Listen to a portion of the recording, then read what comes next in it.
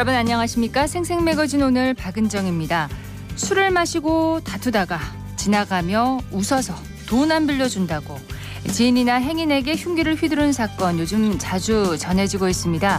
경북의 경우 일주일 사이에 7번 하루에 한 건꼴로 발생해서 경북경찰청이 구속수사를 원칙으로 하는 등 강경 대응에 나섰습니다. 그런가 하면 최근 잇따라 발생한 흉기 난동 사건과 관련해 한 범죄 심리학자는 코로나19와의 연관성을 제기했는데요. 장기간 비대면화된 사회에서 사람들이 사회화되는 과정에 결핍이 생겼고 엔데믹 시대에 이러한 문제가 드러나고 있다는 설명입니다. 정부가 어제 내년도 예산안을 발표했는데요. 정신건강 관련 예산을 올해보다 133% 늘려서 반영했습니다. 스트레스와 우울, 불안 상담을 할 수 있도록 전 국민 마음건강 투자 상담 프로그램을 새롭게 도입할 계획이라고 합니다. 위기에 놓인 대한민국 국민들의 마음을 보살피는 지속적인 시스템으로 연결되기를 바라는 마음입니다. 8월 30일 수요일 생생매거진 오늘입니다. 먼저 안동과 포항 울릉 연결해서 그곳의 소식과 날씨 듣겠습니다. 안동입니다. 새벽부터 빗줄기가 굵어지더니 지금은 시간당 30mm 이상의 비가 내리고 있습니다. 오늘은 밤까지 시간당 최대 60mm의 많은 비가 집중되겠는데요. 세찬 비가 내리면서 오늘 아침 안동엔 호우경보까지 발효됐는데 오전 10시를 기준으로 호우주의보로 다시 변경됐습니다. 현재 영주와 예천, 의성에도 호우주의보가 발효된 상태입니다. 당분간 비가 길게 이어지겠는데요. 강수 변동성이 큰 만큼 계속해서 기상정보 잘 확인해 주시길 바랍니다. 이렇게 계속된 집중호우로 지반이 약해져 있어 산사태 발생 위험도 매우 큰 상황입니다. 오늘 아침 8시 16분쯤 예천군 지보면의 마을 앞 도로로 산에서 흙물이 쏟아진다는 신고가 접수돼 소방당국이 안전조치를 했습니다. 새벽부터 강하고 많은 비가 쏟아지면서 비 피해 신고가 잇따르고 있는데요. 지난 7월 폭우로 인해 북부권에서만 예천 15명, 영주 4명, 봉화 4명이 숨지고 예천에선 현재까지 2명이 실종될 정도로 산사태가 크게 발생한 만큼 각 지자체는 산사태 예방 지원 본부를 중심으로 24시간 상황 근무와 신속한 비상 대응 체계를 계속 유지하고 있습니다. 현재 경북의 산사태 경보는 주의에서 경계로 상향 발령된 상태인데요. 소방당국은 저지대나 하천변 출입을 삼가고 산사태 등 안전사고에 유의해달라고 당부했습니다. 지금까지 안동이었습니다. 이어서 포항입니다. 연일 흐린 하늘 속 비가 오다 그치기를 반복하고 있습니다. 오늘도 순간적으로 강한 비가 쏟아지는 곳이 있어서 주의가 필요한데요. 내일까지 예상되는 비의 양은 50에서 120mm, 많은 곳은 150mm 이상입니다. 외출하실 때 비가 내리지 않더라도 우산을 꼭 챙겨 나오시기 바랍니다. 오늘 낮 최고 기온은 29도에서 30도 분포가 예상되면서 어제와 비슷하겠습니다. 경주 엑스포대공원에서 도자기로 재현된 대가야의 혼을 만날 수 있는 전시회가 열립니다. 토인 백영규 도예인상 71년 회고전이 모레인 9월 1일 경주 엑스포대공원 문화센터 1층 전시실에서 개최되는데요. 이번 회고전은 3대째 전통 방식 도예의 길을 걷고 있는 토인 백영규 도예가의 도예 인생 71년을 기념하고 고령 가야고분군의 유네스코 문화유산 등재에 힘을 보태기 위해 마련됐습니다. 가야토기부터 조선의 막사발 그리고 백자 항아리까지에 이르기까지 토인이 대가야의 수도 고령에서 혼을 빚어 제작한 도자 작품 50여 작품을 만나볼 수 있습니다. 전시 개막식은 9월 1일 오후 1시 30분에 진행되는데요. 백영규 도예가의 작품을 볼 수 있는 기회인 만큼 많은 관심 가져주시면 좋겠고요. 앞으로도 우리 고유의 문화와 전통이 계속해서 이어졌으면 좋겠습니다. 지금까지 포항이었습니다. 이어서 울릉입니다. 울릉도와 독도는 구름 많은 하늘 보이고 있습니다. 현재 기온은 28.1도, 습도는 89%, 체감온도는 30.8도로 고온다습한 날씨는 여전히 계속되고 있습니다. 오늘 오후부터 내일까지 20에서 60mm의 비 소식이 있겠습니다. 외출하실 때 대비하셔야겠습니다.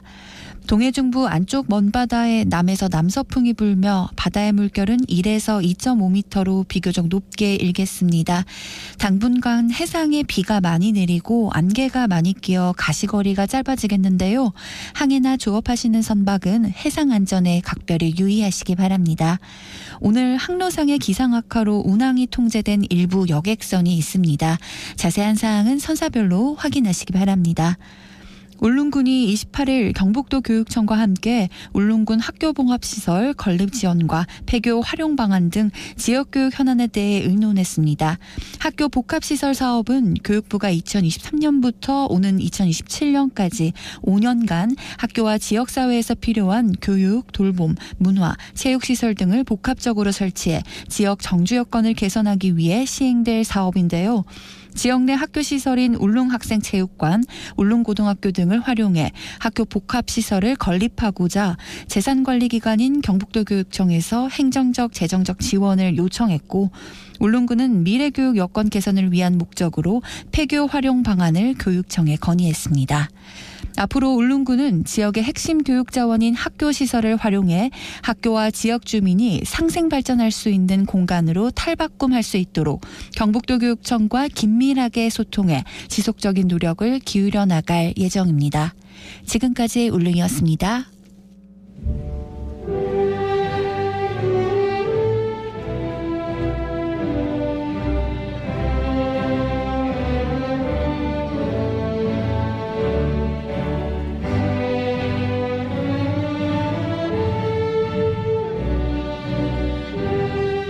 지방 소멸 위기를 극복하고 지방의 발전을 위해 뛰는 지자체장들을 만나는 시간입니다. 지방시대를 열다.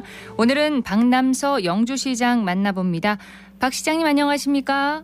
네, 안녕하십니까? 예, 올 여름 집중호우로 영주도 큰 피해를 입었는데 특별 재난 지역으로 또 선포되기도 했습니다. 지금 복구 작업 잘 이루어지고 있는지요?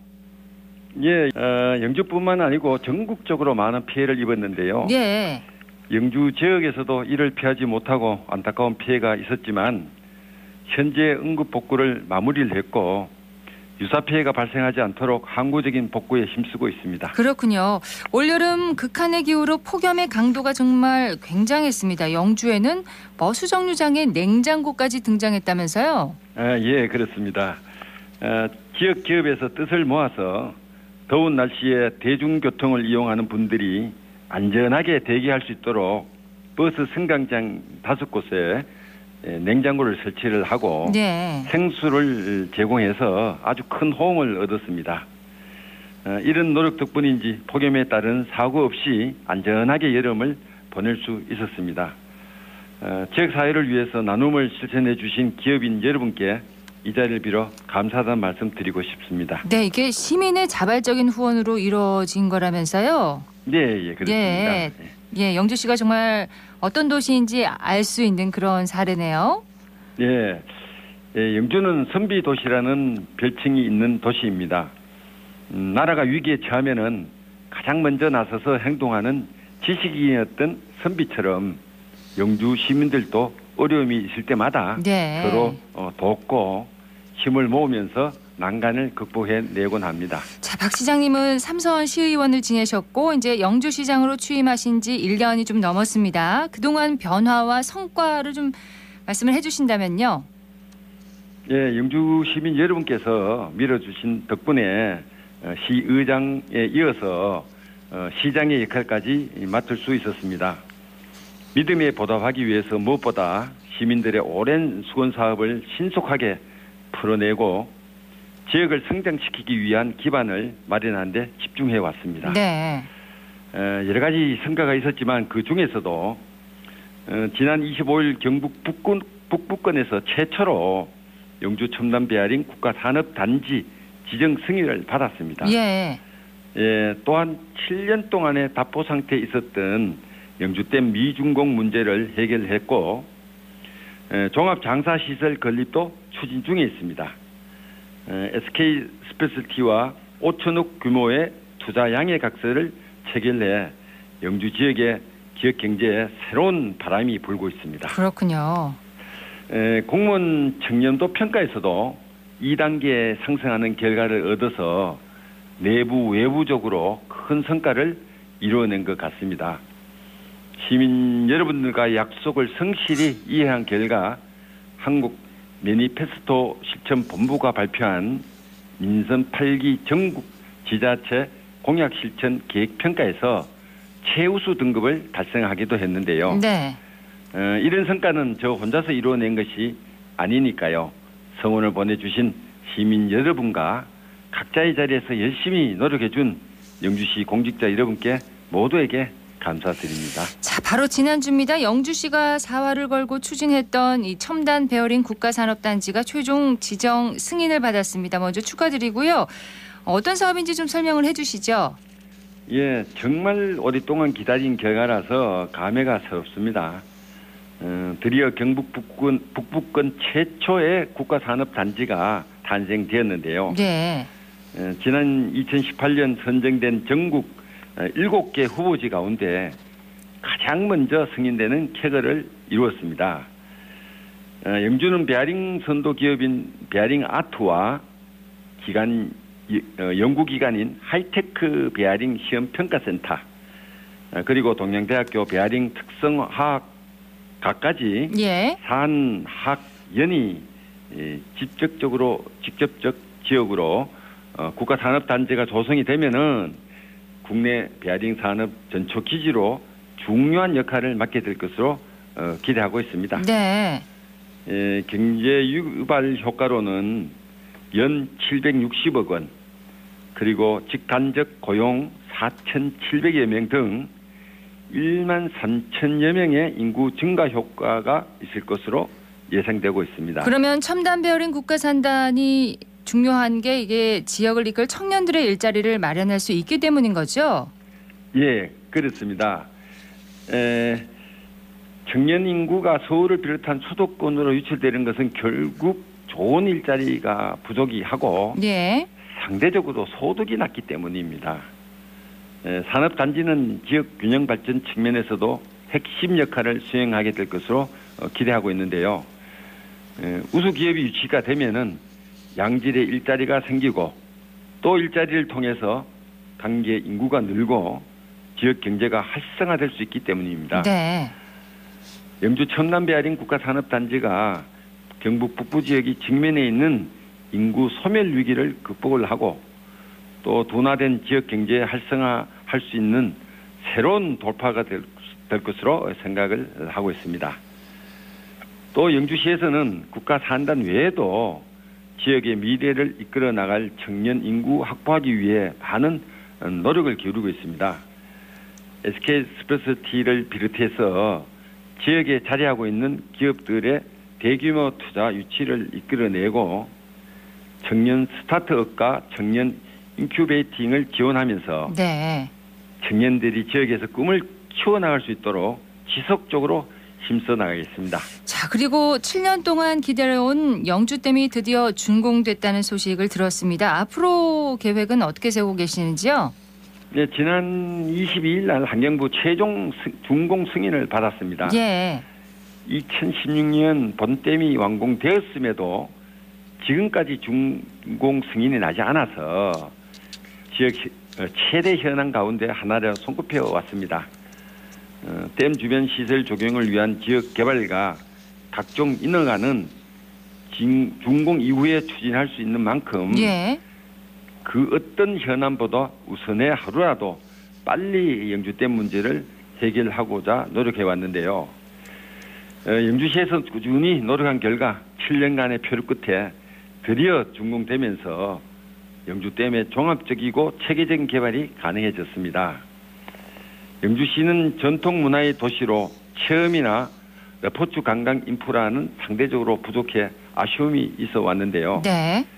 댐 준공으로 캠핑장을 비롯해 새로운 레포츠 시설이 생겨나면서 건강과 관광, 스포츠를 아우르는 명품 관광지로 될 것으로 기대하고 있습니다. 네. 영주의 경쟁력이라고 하면 문화를 빼놓을 수가 없는데 관광산업 발전, 활성화를 위해서는 어떤 계획을 세우고 계시는지요? 네. 문화는 다른 지역이 갖지 못한 영주의 가장 큰 경쟁력이라 할 수 있습니다.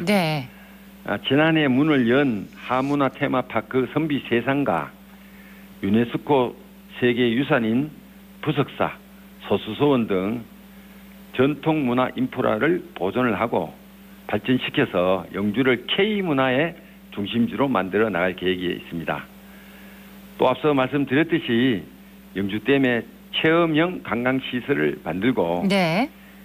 케이블카 설치를 포함해 소백산 일대에 전국에서 내노라 할 만한 익스트림 파크를 조성하는 등 영주 관광의 새로운 패러다임을 가져올 수 있을 다양한 사업을 준비하고 있습니다. 네, 이 밖에도 또 추진하고 계신 사업이 있다면 어떤 게 있는지 좀 소개를 해주시죠. 예, 민선 8기 1년을 보내면서 이제는 말이 아닌 성과로 보여드릴 차례라고 생각을 하고 있습니다. 무엇보다 지역과 사람이 모이는 경제도시 건설에 집중하려고 합니다. 네. 영주 첨단 베어링 국가산업단지 지정 승인, 영주댐 준공으로 경제와 관광이 동반 성장할 수 있는 천금 같은 기회를 잡은 만큼 반드시 이 기회를 살려서 지역을 발전시키겠습니다. 또 지역의 관광산업 활성화를 위해 소백산 케이블카, 영주댐 레포트 시설 등 관련 인프라를 조성해 찾고 싶은 관광도시 영주를 만들어 나갈 계획입니다. 네. KTX가 현재 청량리까지 운행 중에 있지만 연말이면은 서울역까지 직결되어서 1시간 20분 안에 도착할 수 있게 됩니다. 교통과 물류, 관광산업의 획기적인 변화와 함께 영주의 새로운 기회가 많이 찾아오고 있습니다. 그간 구상했던 사업계획을 더욱 구체화하고 사업의 속도감을 높여 가시적인 성과를 보여드리도록 하겠습니다. 네. 마지막으로 지역민과 시청자 여러분께 당부하고 싶은 말씀이 있으시다면요? 예, 지난 1년 동안 시정에 적극 협조해 주시고 지지를 보내주신 시민 여러분들께 감사드립니다. 특히 종합장사시설 건립과 영주댐 주변 개발 사업 등 지역의 성장 발전을 위해 희생을 감내해 주신 데 대해 마음 깊은 감사를 드립니다. 네. 반드시 성공으로 이끌어 여러분의 성원과 희생에 보답하겠다는 말씀을 드리고 싶습니다. 네, 그리고 또 축제가 열린다고 들었습니다. 축제 소개를 좀 해주시죠. 네, 전통마을의 고즈넉한 풍경과 외나무 다리로 이름을 알리고 있는 무섬마을 일원에서 외나무 다리 축제가 10월 7일에서 8일 동안에 열리고 있습니다. 네. 그리고 우리 민족의 소울푸드라고 할 수 있는 분기 인삼을 주제로 영주 분기 인삼 축제가 10월 7일부터 15일까지 9일간 분기 남원천 엑스포 공원에서 열립니다. 영주에 꼭 한번 오셔서 건강하고 즐거운 추억이 많이 만들어 보시기 바랍니다. 네, 오늘 말씀 감사합니다. 예, 감사합니다. 네, 지금까지 박남서 영주시장이었습니다.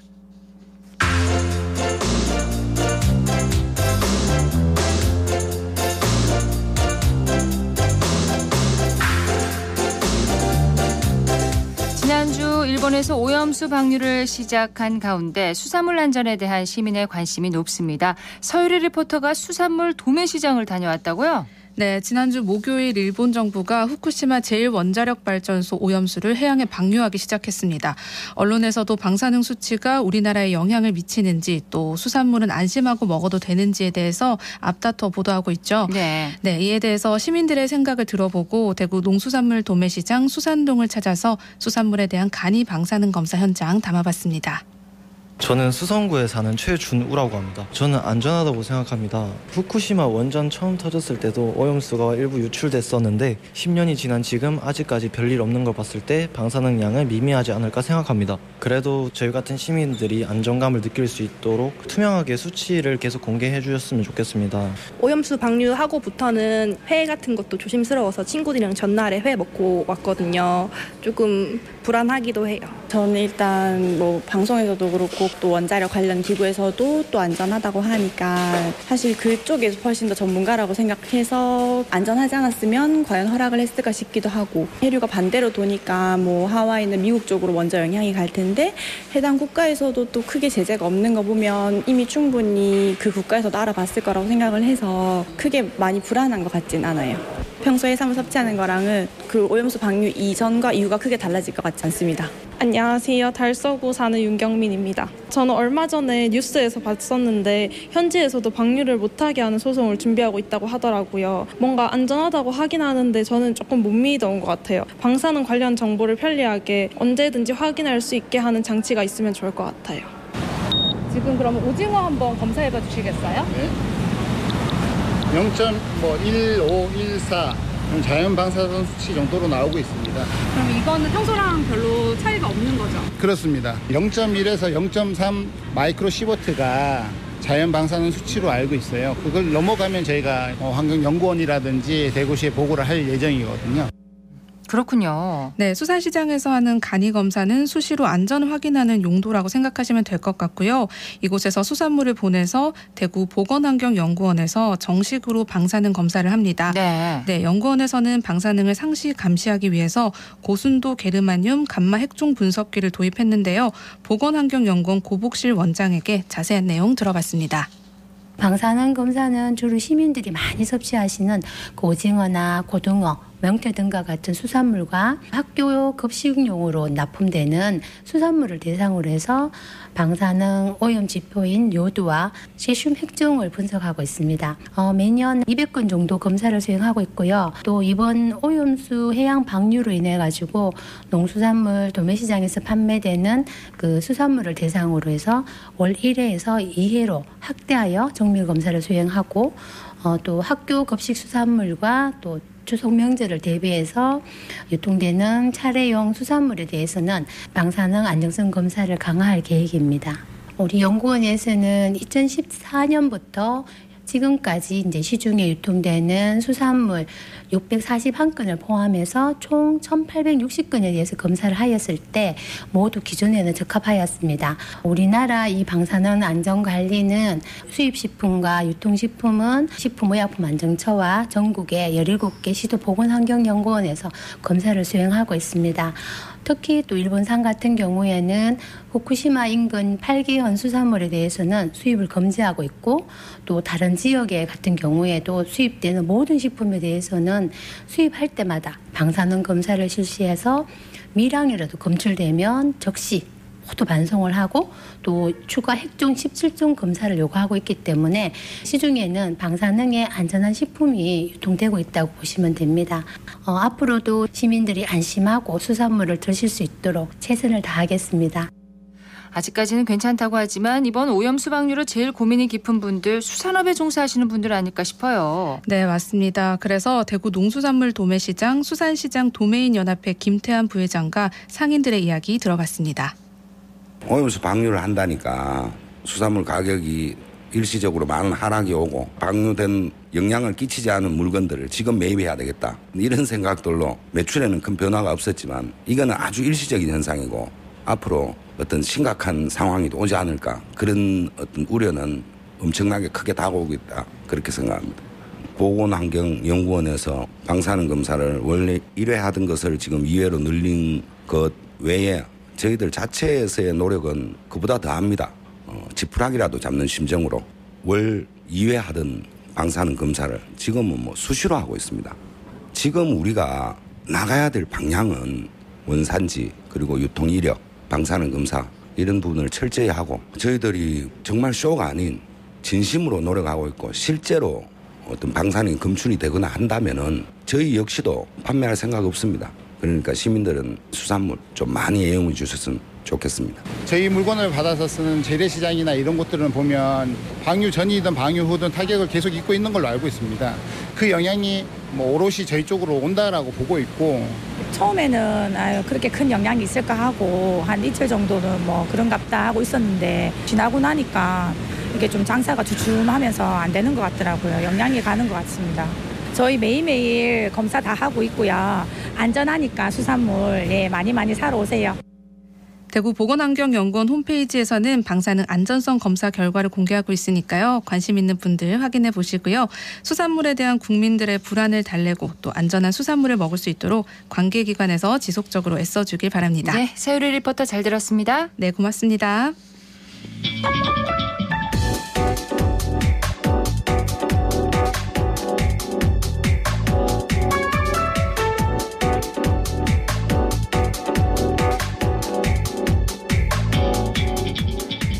묻고 듣고 생각과 마음을 나누는 방송. 지금 여러분께서는 대구 경북을 보고 듣는 생생 매거진 오늘을 함께하고 계십니다.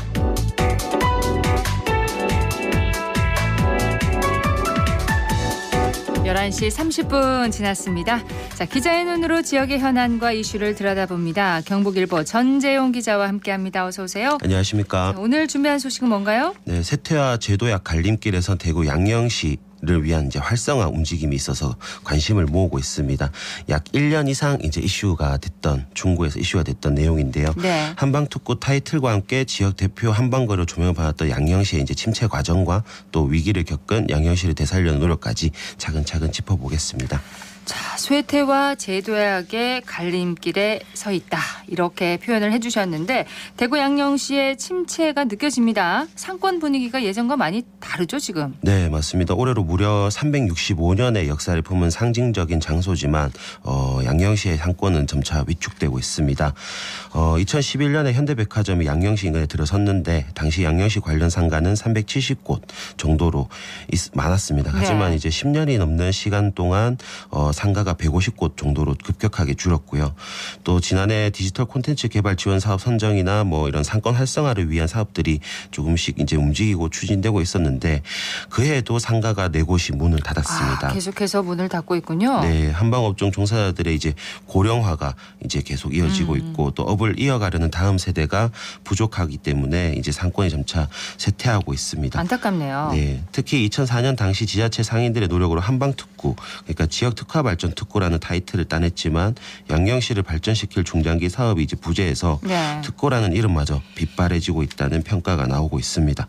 지난해 1월 이제 지역특구법, 규제자유특구 및 지역특화 발전 특구에 관한 규제 특례법이 이제 일부 개정되면서 한방특구 명칭마저도 이를 위기에 놓였다는 분석이 나오고 있습니다. 한방특구라는 명칭을 잃을 수 있다는 것, 이게 어떤 의미를 말하는 걸까요? 네, 한방특구라는 거는 이제 지역특화 발전 특구로 인정된 상권을 뜻합니다. 지난 2004년 9월부터 지역특화 발전 특구 제도가 시행됐는데 이 제도는 지방자치단체가 지역 특성에 맞는 특화 사업 계획을 독자적으로 수립하고 중앙정부가 여기에 선택적인 규제 특례를 적용해서 특화 사업을 제도적으로 뒷받침하겠다는 취지로 마련이 됐습니다. 네. 해당 제도가 시작된 해에 이제 대구 양령시가 한방이라는 분야의 특구로 이름을 먼저 올렸고 특구로 인정받게 되면 도로 점용이라든가 옥외 가공고물 설치 표시와 같은 다양한 분야에서 혜택을 받을 수가 있습니다. 예. 중기부에 따르면 59개 개별법에서 정한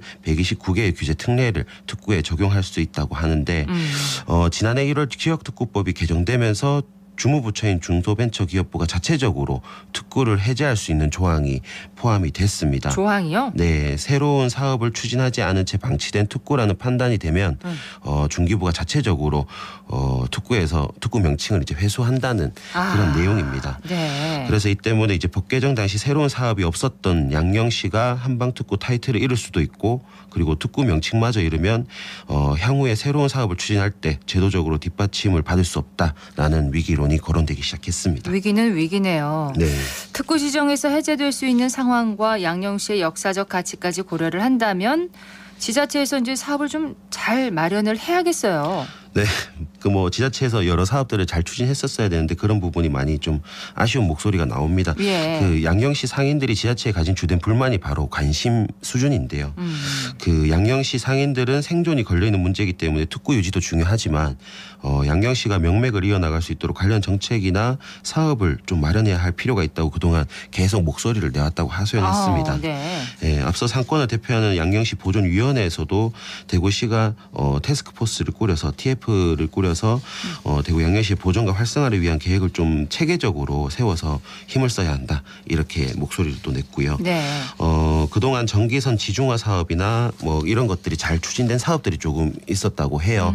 그렇지만 이제 간판 개선 사업 같은 경우에는 3년 만에 간판이 탈색이 돼서 상인들이 스스로 돈을 들여서 원상복구했다고 하고요. 자비를 들여서요? 네. 그리고 또 몇십억 원 들인 도로 포장 사업도 대리석을 깔았다가 깨지고 해서 땅을 한 3번 정도 뒤집었다고 합니다. 그래서 세금이 낭비된 것 같다는 이런 의견도 있었거든요. 그래서 이제 양녕시의 지원금을 이렇게 달라거나 뭐 이런 좀 상투적인 사업 같은 게 아니라 네. 좀 장기적인 계획에 맞춰서 좀 역사와 상권 함께 보존할 수 있는 그런 조각들을 하나씩 맞춰갔으면 좋겠다. 뭐 이렇게 의견을 냈습니다. 반짝하는 사업이 아니라 네. 지속적인 계획을 좀 세워줬으면 좋겠다는 네. 의견이군요. 예, 맞습니다. 그리고 현대의학에 밀려서 이제 소외됐다. 한의학이 좀 소외됐다 이렇게 체감하는 상인들도 있었습니다. 대구 양녕시 한방특구가 2004년에 지정됐는데 2년 전인 2021년에는 중구 수성구 지역의 메디시티 대구 글로벌 의료 특구가 또 지정이 됐습니다. 네. 지자체에서 현대의료에 지원을 집중하면서 한방을 좀 뒷전으로 둔 게 아니냐 이런 얘기도 나옵니다. 그렇다면 상인과 주민을 대표하는 정치권의 관심은 어느 정도인가요? 네, 양녕시 상인들의 의견을 수렴하는 노력은 지속했던 것으로 좀 파악이 되지만 특구 해제 위기론이 나올 당시에는 정치권과의 연결고리가 좀 상당 부분 약화됐다고 이제 평가가 됩니다. 네. 2021년 말 이제 중랑구 국회의원이었던 곽상도 의원이 자녀 이제 50억 원 퇴직금 논란으로 이제 그 국민의힘을 탈당한 데 이어서 의원직을 사퇴했고 국회의원 자리가 공석이 됐었습니다. 그렇죠. 예, 구심점을 잃은 지역 지방의원 사이에서도 좀 혼란이 있던 시기여서 소통 창구의 역할을 제대로 못했던 그런 기간으로 평가가 됩니다. 뭐 물론 곽 전 의원의 사퇴로 인해 이제 그 시기가 한방 골목이 쇠퇴했다고 뭐 단정할 수는 없지만 지난해 3월 이제 대통령 선거와 함께 치러진 보궐선거에서 임병헌 의원이 당선되고 이후 의정 활동과 함께 양녕시를 포함한 지역구 챙기기까지 양녕시 목소리 대변해줄 정치인이 부재했던 거는 사실입니다. 네. 근데 그러면 국회의원이 선출되고 나서는 변화가 있었나요? 네, 양녕시 입장에서는 다소 늦은 감이 있을 테지만 활성화를 위한 물꼬를 정치권에서 터줬습니다. 지난해 12월 임병헌 의원이 중소벤처기업부와 지자체를 상대로 특구 유지에 필요한 의견을 나누고 네. 향후 활성화를 위한 사업 또한 추진하겠다는 의지를 보여줬습니다. 앞서서는 이제 중구청과 유교화청구청장, 당시 양녕시 보존위원회 위원장, 지방의원과 지자체 담당 공무원들과 간담회를 진행해서 한방특구 유지와 상권 활성화를 위한 대안을 좀 논의했고요. 네. 간담회 당시에 한방특구를 2021년 지정된 메디시티 대구 글로벌 의료특구에 포함하는 의견도 있었습니다. 예, 같은 의료 분야라는 이제 공통점 때문인데 네.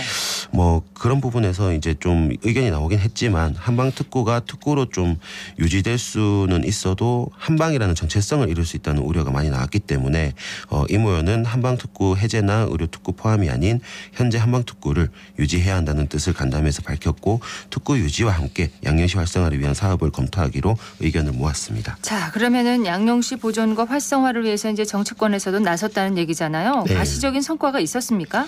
네, 우선 한방특구 유지를 위한 유의미한 움직임이 저는 있었다고 보는데 중구의회가 지난 4월에 대구 양녕시 한방특구 운영위원회 구성 및 운영에 관한 조례안을 제정했습니다. 한방특구의 효율적인 운영을 위한 근거를 마련한 건데 앞서 중구의회가 오랜 역사를 간직한 대구 양녕시가 지역 특화 발전 특구 제도에 따라서 네. 한방특구로 지정은 됐지만 경제 위기 지속과 이제 지역 상권 침체로 졸림마저 위태로운 상황에 직면했다고 이제 진단을 했거든요. 그래서 이에 따라서 한방특구 운영과 특화 사업에 관련한 실효성 있는 위기 극복 방안을 모색해야 할 시점이라고 판단했고 관련 조례를 제정한 이후에는 대구 양녕시 한방특구 운영위회를 구성했습니다. 예, 한방특구 운영위원회는 중구청 이제 부구청장이 위원장직을 맡고 있고요. 예. 문화, 관광, 한의학 각 전문가 2명이 중구 의원까지 포함해서 이제 위원으로 참여한 상태입니다. 한방특구 운영위원회. 네. 예. 양녕시 보존과 발전을 위해서 어떤 의견이 나왔나요? 네, 지난 21일에 첫 회의를 열었습니다. 이 자리에서 중장기 프로젝트 마련에 대한 공감대를 형성했는데 앞서 상인들이 요청했던 내용과 상당히 부합하는 의견입니다. 비슷한가요? 예. 그리고 회의 의견을 종합한 이제 구청에서는 내년도 본 예산에 중장기 프로젝트를 도출하기 위한 용역을 진행하기로 계획을 세웠거든요. 네. 그래서 다만 이제 본 예산이 용역비를 반영해서 용역이 추진되더라도 보통 통상적으로 용역이 좀 1년 이상 걸리기 때문에 그렇죠. 양령시의 중장기적 플랜은 좀 상당한 시일이 지난 이후에야 세워질 걸로 예상이 됩니다. 이 밖에 간담회에서는 양령시를 전국적으로 알릴 수 있는 전국 단위 홍보의 필요성, 그리고 방문객과 관광객의 이해를 돕는 인쇄물을 발행해서 배치해야 한다는 이런 의견이 나왔고요. 예. 다소 침체한 분위기에 양령시에 활력을 넣어주기 위해 주기적으로 한방장터를 개최하자라는 안도 제시가 됐습니다. 한방장터요? 네네.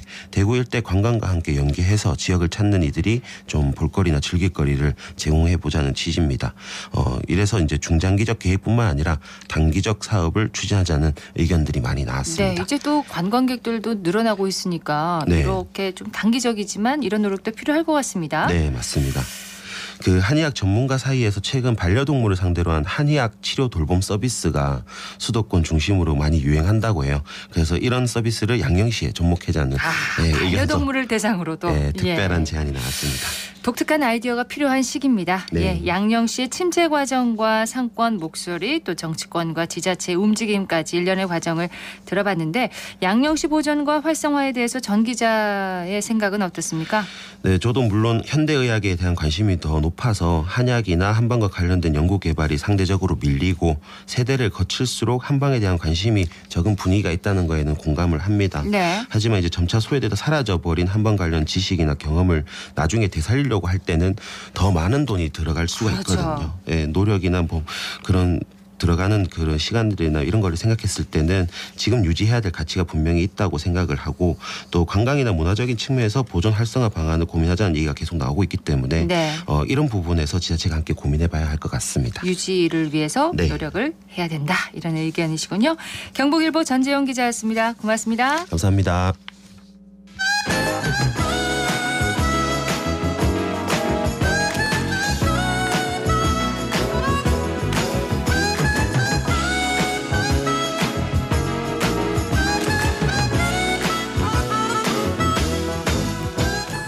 (11시 41분) 지났습니다. 사회적 가치와 공익을 실현하고 환경을 지키며 마을 주민의 삶의 질을 높여서 더 나은 함께 사는 세상을 그려봅니다. 함사세요. 오늘은 대구시 사회적경제지원센터의 황희순 선임연구원과 함께합니다. 어서 오세요. 네, 안녕하세요. 자, 오늘 소개해 주실 기업은 어떤 기업인가요? 오늘은 대구 동구 효목 이동 일원에서 주민들이 직접 마을을 유지하고 관리하기 위해 설립한 소목골 마을관리 사회적 협동조합을 소개해 드리려고 합니다. 네, 사회적 협동조합은 소개해 드린 적이 있는데 마을관리 사회적 협동조합 또 다른 형태인가요? 네, 사회적 협동조합의 한 유형이라고 생각하시면 되는데요. 네. 마을관리 사회적 협동조합은 도시재생 사업지로 선정된 지역에서 마을관리의 대표 주체로 마을조합을 포함한 도시재생 활성화 계획이 수립된 지역에서만 설립을 할 수 있습니다. 그리고 일반적으로 협동조합과 사회적 협동조합은 기획재정부 소관이지만 이 마을관리 사회적 협동조합은 2019년 4월 국토교통부에서 발표한 도시재생 마을관리 협동조합 육성 및 공공지원 가이드라인의 근거를 두고 있어서 네. 국토교통부의 인가를 받게 됩니다. 그렇군요. 근데 지명이 독특해요. 소목골? 이게 어떻게 네. 지어진 건가요?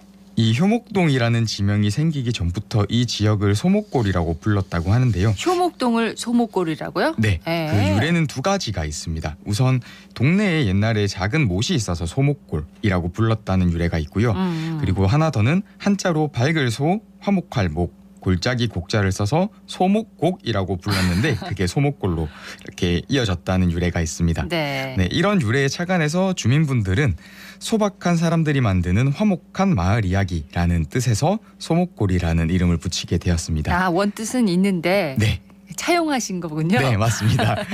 이 동네가 옛날 동구정류장터에서 이렇게 동구시장 사이에 있는 그 동네인데요. 네. 이 동네를 가보면 주민분들이 말하는 소목골이 참 와닿는 동네입니다. 이름 참 정겹습니다. 예쁘고요. 소목골. 소목골 마을관리 사회적 협동조합에서는 그럼 어떤 일을 하시나요? 네, 기본적으로 마을관리 사회적 협동조합은 도시재생 사업으로 조성되는 지역의 기초생활 인프라 시설을 유지 관리하도록 되어 있습니다. 이 소목골이 있는 효목 이동에는 커뮤니티 센터 기능을 포함한 복합 허브센터, 그리고 마을 주차장, 마을 공원 등 각종 하드웨어 시설이 조성되고 있는데요. 네. 이 주차장 한 개소는 완공이 되어서 시범 운영 중이고 복합 허브센터에서는 마을 카페를 또 준비하고 있습니다. 네, 특히 이 마을 카페 준비 과정에서 폐업 예정이었던 지역의 카페를 인수해서 주민분들이 바리스타 연습도 하셨다고 하는데요. 주민분들이 직접이요? 네. 그냥 없어질 수도 있었던 가게지만 이렇게 자원으로 활용하면서 조합은 사업을 더 잘 준비할 수 있고 폐업하는 소상공인은 폐업 이후를 준비할 수 있는 시간을 벌 수 있어서 서로에게 도움이 됐다고 합니다. 그렇겠네요. 또 효목이동은 노후주택이 많은 동네인데 이 노후주택에 거주하는 주민을 위한 소규모 집수리 사업과 건물위생관리 사업도 진행하고 있습니다. 건물위생관리 사업은 뭔가요? 청소, 소독, 방역이라고 생각하시면 되는데요. 네. 이 도시재생 뉴딜 사업이 진행되던 2021년에 주민들을 대상으로 내부 집수리 기초교육을 진행했고 사회적 협동조합 인가후인 2022년 초에 주거 환경유지, 환경정화 활동을 지역에서 했었는데요. 이러한 활동을 통해 주변 환경이 깨끗해지고 만족해하는 주민들을 만나면서 관심을 가지게 되었다고 합니다. 네. 또 코로나19를 거치면서 위생 방역에 대한 수요도 증가하고 있고 주민의 다수인 어르신들의 일자리도 만들 수 있겠다고 생각이 되어서 집수리 주거 환경 유지관리 사업단을 조합 안에 구성을 하였습니다. 이 이후에 시설물 관리 전문 과정 등 전문성을 확보하고 동구시장 그리고 재가노인 돌봄센터 등 지역에 있는 기관이나 기업 등과 협약하여 사업을 추진하고 있습니다. 특히 올해는 복무공원, 안심지역의 공원, 혁신도시공원 등 동구 내 각종 공원의 시설물을 소독하는 사업을 수행했고요. 향후에는 어린이집 등 아동 관련 시설로 확대해 나갈 계획도 가지고 있습니다. 그리고 이러한 사업의 결과로 10여 명의 주민이 방역관리사, 청소관리사, 건물위생관리사, 주택 성능 개선 전문가 등 각종 전문 자격증을 취득하고 소목고를 통해서 일을 계속하고 있습니다. 자격증까지 일을 하기 위해서 이제 취득을 하신 거군요. 네. 네, 주민분들이 모여서 사업을 하지만 또 허투루 하고 있지 않다는 걸 알 수가 있습니다. 소목골 마을관리 사회적 협동조합에서 실무를 맡고 있는 분의 얘기를 들어보겠습니다. 네, 여기는 효목이동 마을공원 주야 주차장입니다. 총 16대 정도 주차를 가능하고요. 관제 시스템은 아마 여기는 작은 편이지만 큰 주차장이 같이 생기면 한 곳에서 같이 통합 관제 시스템으로 이루어질 예정입니다.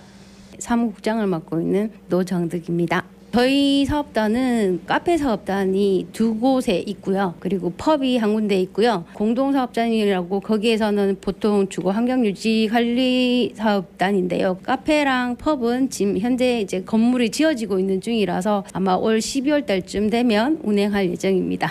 도시재생 사업에 대해서 계속 이제 같이 교육을 받다 보니 여기는 우리 동네를 잘 살리기 위한 그 조합인데 하면 좋겠다 하는 생각에 하게 되었습니다. 좋은 거는 한 달에 한 번씩 환경정화 활동을 통해서 동네를 깨끗하게 만들 수 있어서 첫째는 좋았고요. 두 번째는 이걸 하면서 주민이 누가 누군지도 알 수 있어서 정말 좋았어요. 기억나는 일은 지금 사업단에서 이제 메뉴를 많이 개발하다 보니까 서로 이제 같이 맛을 보면서 이거는 좋겠다 말다 이렇게 막 얘기하고 있을 때가 제일 행복했어요. 제가 나름 중책이라면 중책인 사무국장을 맡고 있다 보니 조합이 정말 잘 되어서 많은 주민들이 참여하는 것이 제 목표고요. 다른 데서 정말 여기는 정말 잘한다 하는 그런 말을 듣고 싶습니다. 네, 동네를 깨끗하게 하고 주민을 알아갈 수 있다는 점 그리고 함께 이야기를 나눌 때 행복했다 이런 얘기에서 소목골의 분위기가 느껴지네요 정말. 네, 마을관리 사회적 협동조합은 이 도시재생 사업이라는 마중물이 있긴 하지만 주민의 참여 없이는 어렵습니다. 그렇죠. 네, 효목이동은 2016년 임시주민협의체를 시작으로 지역 주민, 동구시장, 봉사단체 등이 함께하게 되었고요. 같은 해에 있었던 제8회 주민참여도시학교에서는 소목골팀이 최우수상을 수상하기도 했습니다. 이런 활동들을 통해 그간 줄어들었던 공동체 활동을 재개하기 시작했는데요.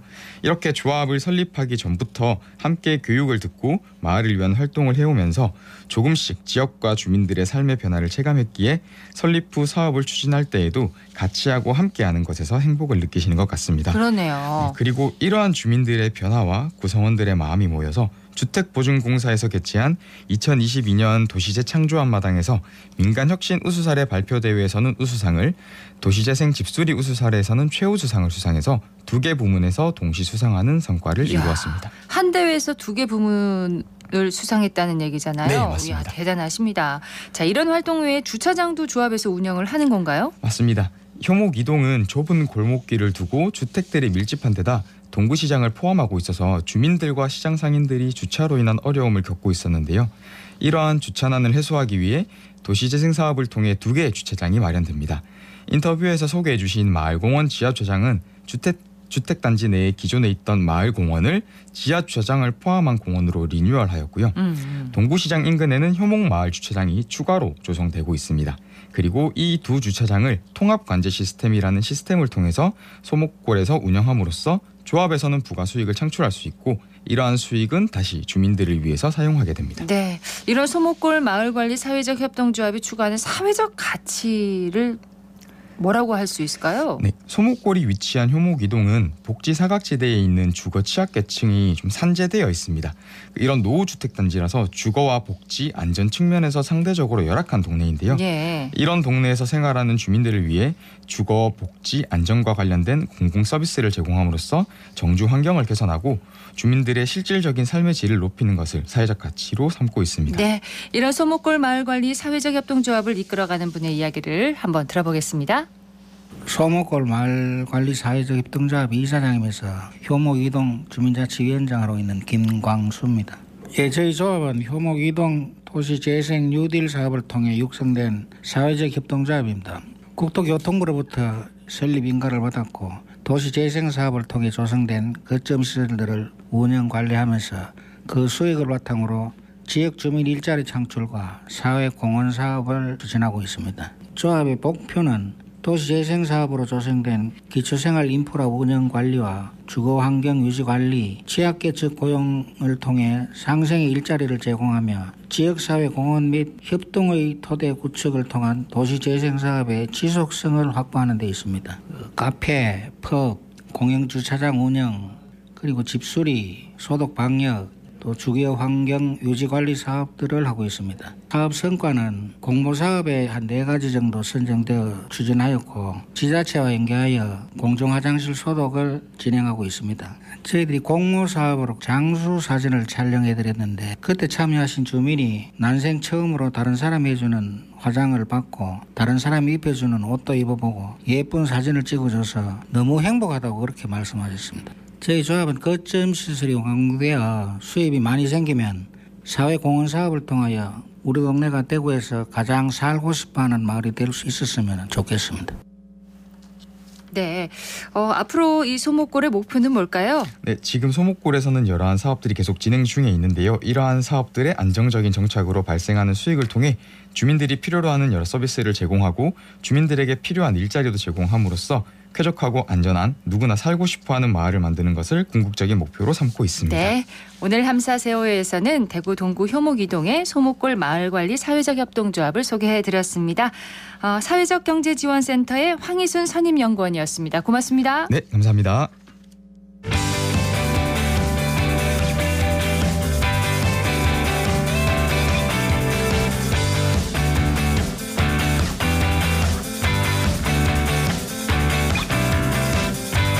클릭 정보 클릭.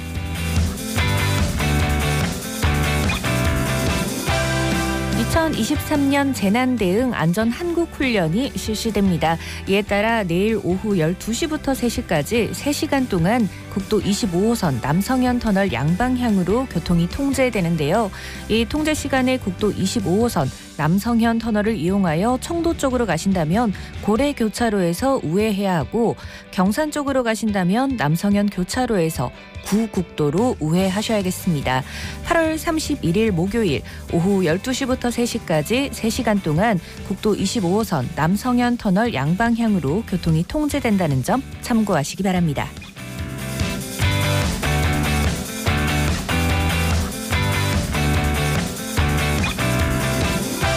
갑자기 땅에 구멍이 나는 싱크홀이 발생할 경우 국민행동 요령을 알려드립니다.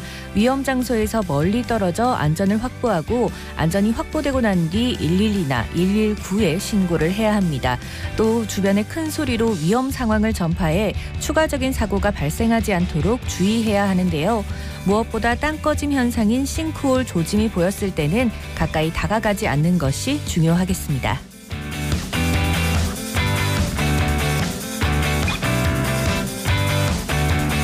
오는 토요일에도 즐거운 축제 소식이 있습니다. 대구 음악창작소에서 대명 2동과 3동에서 열리는 15분 예술동네 한여름밤의 무대가 개최되는데요. 문화체육관광부의 지역 특화 프로그램 문화가 있는 날 사업으로 추진되는 이번 행사는 남구 주민들이 직접 준비하고 참여한 무대로 이루어집니다. 연극과 더불어 루프탑 콘서트도 진행된다고 하니까요. 주민들이 만드는 축제에도 많은 관심 부탁드리겠습니다.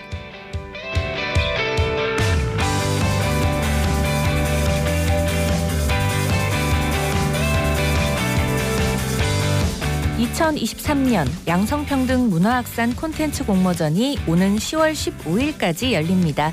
이번 공모전은 양성평등 의식 확산을 위해 열리게 됐는데요. 양성평등과 여성의 사회 참여 확대 등 다양한 주제로 이야기와 아이디어가 있다면 동영상과 웹툰, 사진 등의 작품으로 풀어내 참여하시면 됩니다. 대구 시민 누구나 참여가 가능하고요. 자세한 사항은 대구 행복진흥원 홈페이지를 확인해 주시면 되겠습니다.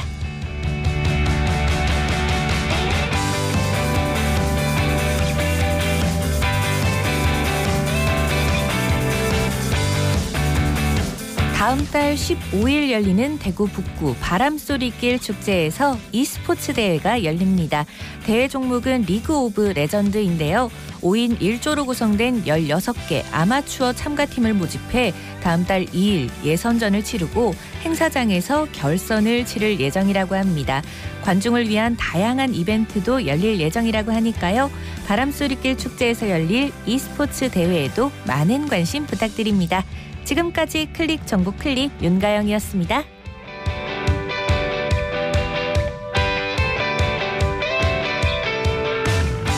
비가 계속 내리네요. 오늘도 대구 경북 지역에 비가 이어지겠습니다. 내일까지 예상 강수량 대구와 경북 50에서 120mm, 경북 서부 내륙은 150mm 이상, 울릉도와 독도는 20에서 60mm 정도고요. 천둥 번개를 동반한 강하고 많은 비가 내리는 곳도 있겠습니다. 며칠째 비가 이어지면서 지반이 많이 약해진 상태입니다. 짧은 시간에 강한 비가 내리는 곳에서는 토사 유출이나 산사태, 낙석, 축대 붕괴 등이 우려되는데요. 피해가 발생하지 않도록 각별히 유의하시기 바랍니다.